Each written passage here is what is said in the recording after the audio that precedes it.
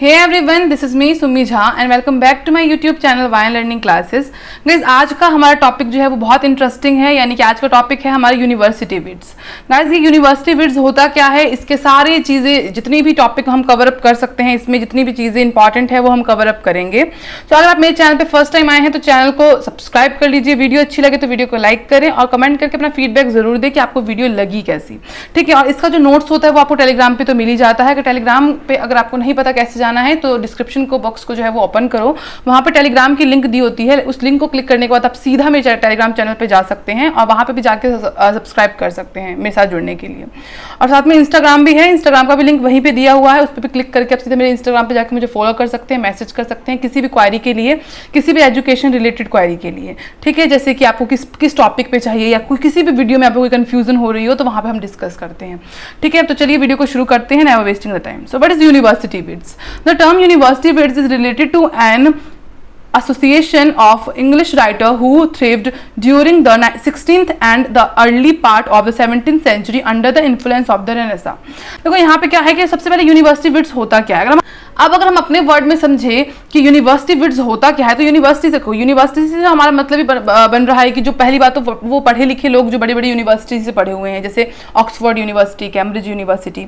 और अगर हम बात करें कि होता क्या है, तो प्ले राइट्स और पैम्पलेट लिखने वाले लोगों का ग्रुप, जिस ग्रुप में प्ले राइट्स लिखे जाते हैं, पैम्पलेट्स लिखे जाते हैं, उस ग्रुप्स को कहते हैं हम यूनिवर्सिटी विड्स। यहाँ पे है कि ये रिलेटेड है कि इसमें इंग्लिश राइटर्स होते हैं जो 16th सेंचुरी और 17th सेंचुरी में इन्फ्लुएंस्ड हुए थे रेनेसा से।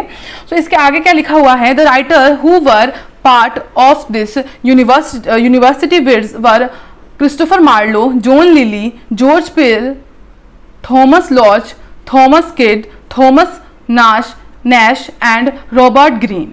देखो सबसे पहले मैं आपको ये बता देती हूँ कि यहाँ पे तो नाम आपको लिखा गया है वो यूनिवर्सिटी विड्स का, मतलब जो यूनिवर्सिटी विड्स जो है ना वो 7 लोगों का था। पहले मैं आपको ये बता देती हूँ कि यूनिवर्सिटी विड्स में सिर्फ 7 मेंबर्स थे। तो उसमें से जो 6 मेंबर्स थे वो बहुत मतलब अच्छे यूनिवर्सिटी से पढ़े थे, यानी कि एजुकेशन उन्होंने ली थी, लाइक BA MA काफ़ी डिग्रीज वगैरह उन्होंने वहाँ से ली थी। यानी कि 3 यूनिवर्सिटी विड्स के मेंबर जो थे उन्होंने जो है वो लिया था कैम्ब्रिज यूनिवर्सिटी से एजुकेशन, और जो 3 थे उन्होंने लिया था ऑक्सफोर्ड यूनिवर्सिटी से। ठीक है, और रिमेनिंग हमारा क्या बोला था मैंने कि 7 है, 6 नहीं है, 7 है। तो यहाँ पर तो 6 ही हुआ। तो अगर मैं बात करूँ एक का, तो एक हमारे जो है वो है थॉमस किड। थॉमस किड जो है उन्होंने कहीं से एजुकेशन नहीं ली थी, मतलब बड़े जगह से एजुकेशन नहीं ली थी। इनको जो है वो अपने आप ही इनके नॉलेज को देखकर और इनके मतलब माइंड ऑफ स्ट्रैटेजी को देखकर जो है वो इनको यूनिवर्सिटी विड्स में शामिल किया गया था। और वो किसके द्वारा शामिल किया गया था वो हम आगे पढ़ेंगे। Although at a time Thomas Kyd was not considered part of this group, but his novelty and connection with them made Thomas Kyd one with them। तो वही है कि उनकी नॉवेल्टी ने, उनके मतलब व्यवहार ने, उनके टैलेंट ने उनको जो है वो यूनिवर्सिटी विड्स का जो है वो मेंबर बना लिया। All these university vids had taken university education and had a good knowledge of classical learning as well। तो जितने भी इसके अलावा लोग थे उनके पास बहुत अच्छा नॉलेज था यूनिवर्सिटी विड्स का, क्योंकि उन्होंने बहुत अच्छा एजुकेशन लिया था कैम्ब्रिज यूनिवर्सिटी से, ऑक्सफोर्ड यूनिवर्सिटी से। Marlowe, Nash and Greene were from Cambridge University and Peele, Lyly and Lodge were from Oxford University. तो यहाँ पे कंफ्यूजन हो जाएगी, तो मैंने एक पेज पे लिख के भी रखा है कि आपको ध्यान रहे कि यूनिवर्सिटी विड्स जो है उससे कौन कौन पढ़ा है, कैम्ब्रिज से कौन कौन पढ़ा है और ऑक्सफोर्ड से कौन कौन पढ़ा है। तो कैम्ब्रिज से जो पढ़ा है वो है क्रिस्टोफर मार्लो जो उन्होंने कैम्ब्रिज यूनिवर्सिटी से पढ़ा है, और रॉबर्ट ग्रीन ने कैम्ब्रिज से पढ़ा है, और थॉमस नैश ने कैम्ब्रिज से पढ़ा है। और ऑक्सफोर्ड यूनिवर्सिटी से किसने पढ़ा है, जॉन लिली ने पढ़ा है, थॉमस लॉज ने पढ़ा है और जॉर्ज पिल ने पढ़ा है। और थॉमस किड जो है उन्होंने किसी बहुत बड़े संस्थान से, यानी कि कैम्ब्रिज यूनिवर्सिटी जैसे टाइप से नहीं उन्होंने मतलब नॉलेज प्राप्त की है, लेकिन उनको फिर भी यहाँ का जो है वो यूनिवर्सिटी विड्स का जो है वो मेंबर बना लिया। किसके द्वारा बना गया, वो है जॉर्ज सेंटबरी के द्वारा। ठीक है, जॉर्ज सेंटबरी के द्वारा। और विलियम शेक्सपियर जो हैं वो बहुत ज़्यादा प्रभावित हुए इन सब से, यूनिवर्सिटी विड्स से। तो उन्होंने जो हमारे विलियम शेक्सपियर है उन्होंने काफ़ी कुछ जो सीखा है, इन्फ्लुएंस्ड हुए हैं वो जॉन लिली से और क्रिस्टोफर मार्लो से। उन्होंने जितने भी प्लेज हैं, ड्रामा, जो भी चीज़ें उन्होंने लिखी है वो सब मैक्सिमम चीज़ें उन्होंने जो है वो जॉन लिली और क्रिस्टोफर मार्लो से इन्फ्लुएंस्ड होकर लिखी है। तो मतलब यूनिवर्सिटी विट्स के जो मेंबर हैं उनका बहुत बड़ा रोल रहा है विलियम शेक्सपियर के लाइफ के ऊपर, ठीक है। अब यहाँ पे जो है थॉमस किट की जो है वो कोई वैल्यू नहीं करता। अब क्यों नहीं करता? सबसे बड़ा वैल्यू ना करने का जो रीजन है वो करने वाला इंसान है रॉबर्ट ग्रीन। रॉबर्ट ग्रीन के नज़र में जो थॉमस किड है उसके कोई वैल्यू नहीं है। क्यों नहीं वैल्यू है? क्योंकि उसका कहना है कि हम सब बहुत बड़े बड़े यूनिवर्सिटी से पढ़े हैं, बट इसको जो है वो विदाउट यूनिवर्सिटी के एजुकेशन के बतौर ही रख लिया गया है हमारी यूनिवर्सिटी विट्स का एज ए मेंबर बनाकर, ठीक है। बाकी सबसे बड़े हम अगर कहें यूनिवर्सिटी विट्स में सबसे इंटेलिजेंट अगर हम बोले तो वो हमारे जॉन लिली हैं, क्योंकि ये जो है वो यूनिवर्सिटी विट्स की एक पीक है। यहाँ यहीं से जो है वो मतलब यूनिवर्सिटी विट्स के जितने भी पैम्पलेट्स वगैरह लिखने हुए और जितनी भी चीज़ें लिखनी शुरू हुई हैं, प्ले राइट्स वगैरह, वो इनके द्वारा ही हुई है और सबसे फेमस भी इन्हीं की हुई है, ठीक है। तो जॉन लिली का जो वर्क है वो यहाँ पे देखो गिवन है, उन्होंने क्या क्या वर्क किया है। ये बहुत सक्सेसफुल, इनकी कॉमेडीज भी बहुत मतलब फेमस थी और ये सक्सेसफुल प्ले राइटर में से एक थे। और ये उनके कुछ वर्क्स हैं और कब कब हुए हैं वो सब चीज़ें भी यहाँ पे गिवन हैं, ठीक है। इसके बाद जो है वो नेक्स्ट हम देखते हैं आगे, जो हम नोट्स कर रहे हैं, नोट्स पे देखते हैं। तो they were all of noble birth and high status. तो जितने भी थे उनका एक हाई स्टेटस था, बर्थ हुए थे। It is not worthy to mention that they did not employ the term university wits in their life time but was formulated by George Saintsbury, a 19th century English writer and critic. तो George Saintsbury के कहने से जो है, मैंने बताया आपको अभी, जो हमारे थॉमस काइड हैं उनको जो है 7th मेंबर जो है वो बना लिया गया यूनिवर्सिटी विट्स का। तो there are 7 group of member जो यूनिवर्सिटी विट्स में हैं, जो कि प्ले राइट्स लिखते थे, पैम्पलेट्स लिखते थे और बहुत हायर एजुकेशन उनको प्राप्त हुई थी कैम्ब्रिज यूनिवर्सिटी से और ऑक्सफोर्ड यूनिवर्सिटी से। चलो नेक्स्ट पेज पे चलते हैं। अब यहाँ पे लिखा हुआ है contribution of university wits in British drama, यानी कि सबका कॉन्ट्रीब्यूशन क्या रहा है, मतलब कुछ कुछ। अब देखो हम सबका कॉन्ट्रीब्यूशन अगर जोड़ेंगे तो 7 मेंबर के 7 कॉन्ट्रीब्यूशन हो जाएंगे, वीडियो बहुत बड़ी हो जाएगी। लेकिन हमको क्या है यूनिवर्सिटी विट्स के बारे में बताना, तो हमने एक बहुत अच्छी डेफिनेशन दे दी, मेंबर्स के बारे में बता दिया, तो कुछ मेंबर्स के हम यहाँ पे जिक्र करके वर्क बता देते हैं। तो यहाँ पे क्रिस्टोफर मार्लो के बारे में अगर हम बात करें तो Marlowe was the greatest artistic persona and अब देखो इसका मतलब क्या होता है कि वास्तविक चरित्र से वो भिन्न थे and the most imposing playwright. Imposing का मतलब होता है प्रभावशाली प्ले राइटर थे among the university wits. Although Marlowe dramatic career was very short but was illumination with the monumental accomplishment.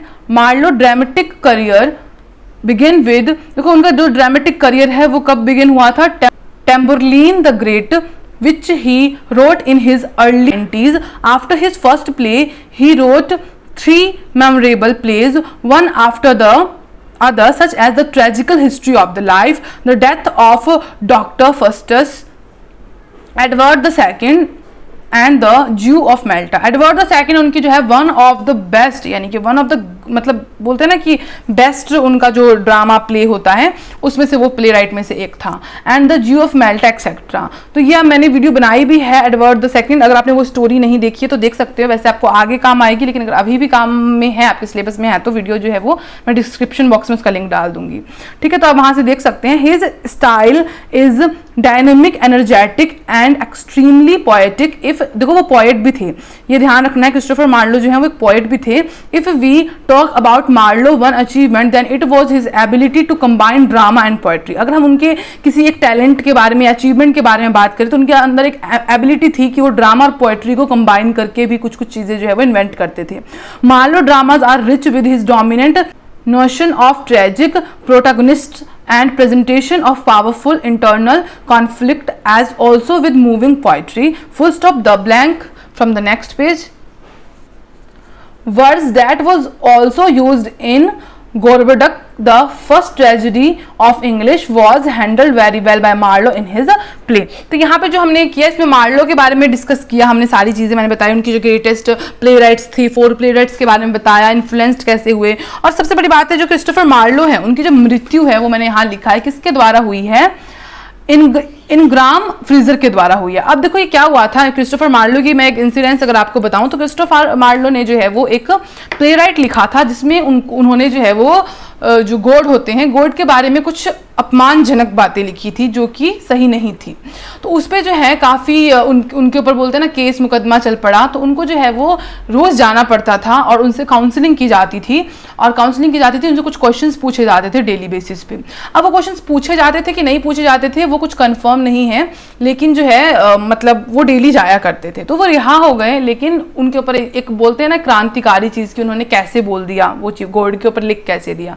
तो इस तरीके की चीज़ें जो हैं वो बहुत ज़्यादा उनके ऊपर हावी हो गई। तो लास्ट में जो है उनकी मृत्यु कर दी गई चाकू भोंककर, वो इनग्राम फ्रीजर के द्वारा है। अब ये चीज़ को लेकर हर कोई कंफ्यूज है कि इनग्राम फ्रीजर ने जो है वो मृत्यु की क्यों।